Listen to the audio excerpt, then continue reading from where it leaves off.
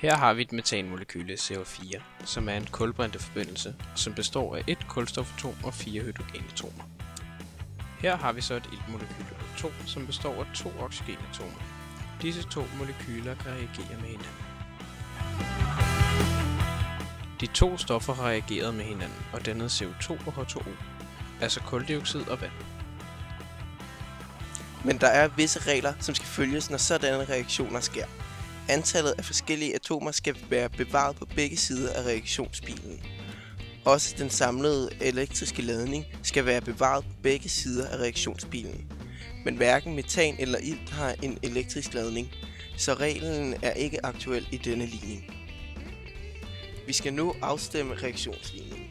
Vi starter med at afstemme C-atomerne. Der findes et C-atom i det første led. Der skal derfor også være et C-atom på den modsatte side af reaktionsbilen, hvilket der allerede er. Herefter kigger vi på H-atomerne. Der findes 4 H-atomer på venstre side af reaktionsbilen. Der er derimod kun 2 H-atomer på modsatte side. Derfor indsættes et total foran H2O, så der nu er 2 gange 2, altså 4 H-atomer. Dermed bliver der altså 4 H-atomer på begge sider af reaktionsbilen. Nu mangler vi bare O-atomerne.